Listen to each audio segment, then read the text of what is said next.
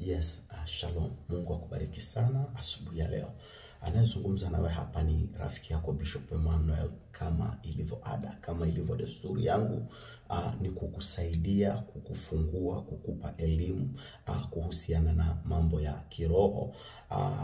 Watu wa Mungu, ikumbukwe kwamba kufanikiwa kwako kwa namna ya kiroho ni kufanikiwa kwako kwa namna ya mwilini.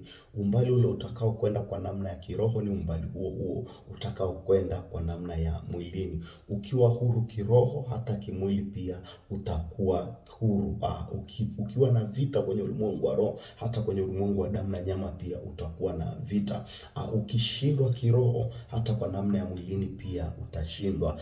Maisha yako ya sasa ya mwilini ni matokeo, ni reflection ya kile kitu ambacho kimeendelea kwenye ulimwengu wako wa roho. Sasa kuna vitu vingi vya kiroho ambavyo nimejaribu kukufunulia, nimejaribu kukufundisha kwa mafunuo ambavyo vinaweza vikakusaidia kwenye safari yako ya kiroho, ambayo itarahisisha safari yako ya maisha pia. Ikumbukwe pia hata Mungu tunayemwamini ni roho, ni wa kiroho. Hata shetani anayepingana na sisi ni wa kiroho. Mungu anapotubariki, anatubariki katika ulimwengu wa roho. Ni kazi yetu kutoa zile baraka kwenye ulimwengu wa roho kuzileta kwenye ulimwengu wa damu na nyama. Atukuzwe Mungu Baba aliyetubariki kwa baraka zote katika ulimwengu wa roho. Shetani naye ni roho, anapigana na sisi kwenye ulimwengu wa roho.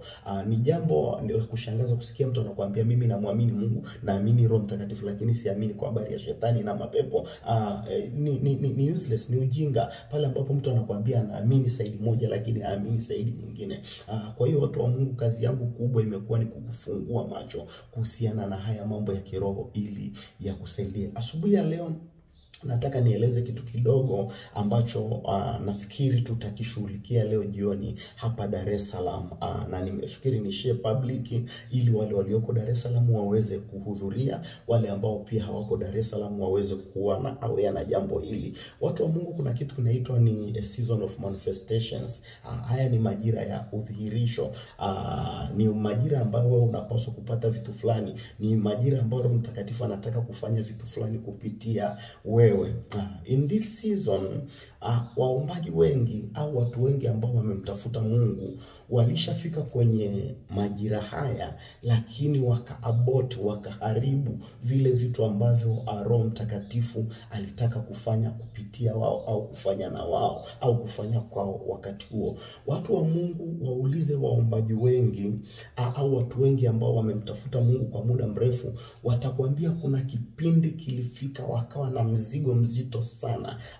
Siwezi nikaeleza kwa sababu kila mtu ana carry a burden ya kwake kulingana na kile kitu ambacho kinapaswa kudhihirishwa kwake kwa wakati huo. Na that kind of burden, mzigo ambao unaumiza, yani kuna maumivu unafika, umemuomba Mungu, unasikia kama kifua kinataka kupasuka, unasikia kama moyo kuna mtu anauchoma visu, yani you carry a heavy burden ambayo unasikia, yani maumivu unayopata kipindi hicho huelewi ni ya nini, huelewi ni nini kinachoendelea. Kuna maumivu, kuna mzigo mkubwa sana unakuwa nao ambao ni mzigo wa maumivu, ni mzigo, mimi huwa nauita ni mzigo wa mauti, kwa sababu yani ni maumivu ambayo hujui ueleze. Ni kama unasikia kama unataka kupasuka huko ndani, ni kama unataka, yani sijui ni nini kinataka kuvunja huo moyo huko ndani kwa maumivu ulio yabeba.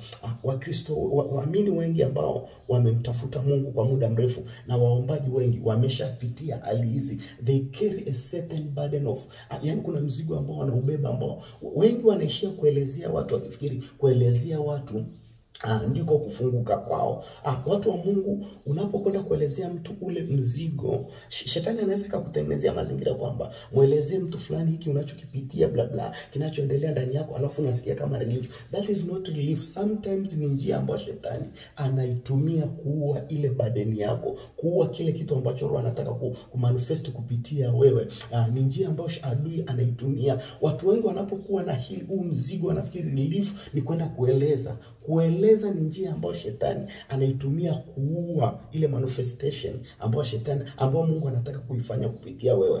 Kwa hiyo hiki kipindi cha burden ni kipindi cha muhimu sana cha kukaa na washirika wenzako, kukaa kwenye maombi, alafu kuanza kuombea ile burden iliyopo ndani yako, kwa sababu haihitaji kuwa relieved, haihitaji kuachiliwa, inahitaji kubebwa ili izaliwe. Biblia inasema wakati wa utungu ndipo mwana anapozaliwa. Kwa hiyo wakati huu ni wakati ambapo kuna kitu kikubwa unahitaji kukizaa, sio kwenda kukieleza kwa watu. Wengine mnahitaji kuzaa huduma wakati huo, wengine mnahitaji kuzaa biashara, wengine mnahitaji kuzaa ndoa, wengine mnahitaji kupokea majibu on that time. Lakini ukaanza kwenda kueleza kwa watu, ni sawa na una abort ile burden uliokuwa umeibeba.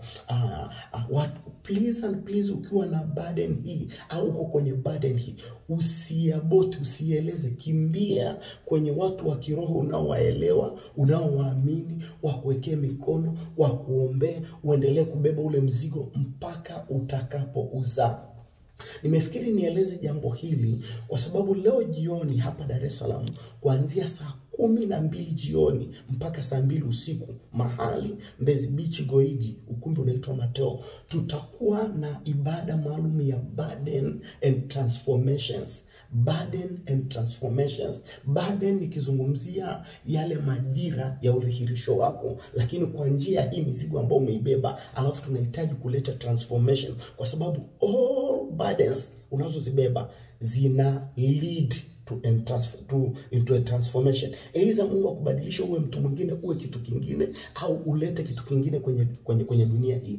Kwa hiyo watu wa Mungu, I need, kama uko Dar es Salaam na kuna mzigo wote umeubeba huku ndani, kuna kitu unakisikia kama kinakukula huku ndani, kinakutafuna huku ndani. Yeremia anasema ndipo ndani yetu ilipokuwa kama moto ulao. Kuna hiki kitu kinakutafuna huku ndani. Tonight is a night of transformation, is a night of burden, is a season of transformation. Niombe kama uko Dar es Salaam, tafadhali tukutane jioni ya leo. Mahali ni Mbezi Beach Goigi, ukumbi unaitwa Mateo Hall, kuanzia saa 12 jioni mpaka saa 2 usiku. Njoo kabisa na nguvu za kuomba, njoo na nguvu za kuomba. Njoo vaa suruali, kwa sababu tutafanya maombi ambao ni maombi hatari. Ukipata ujumbe huu, nisaidie kushare na mtu mmoja, nisaidie kuinvite mwingine. Kama unafahamu mtu mwingine yote yuko Dar es Salaam, mwambie hudhuria hii ibada, itamsaidia sana na atakuja kukushukuru baadaye. Nitajitahidi pia kuja kwenye social media kuelezea hili kwa undani zaidi, ili watu wengine waelewe. Please and please, utabariki mtu mwingine pale ambapo utaona ujumbe huu na kushare. God bless you. Tukutane Dar es Salaam jioni ya leo. Mahali ni Mbezi Beach Goigi, ukumbi unaitwa Mateo Hall. Muda ni kuanzia saa 12 jioni mpaka saa 2:30 usiku. Shalom.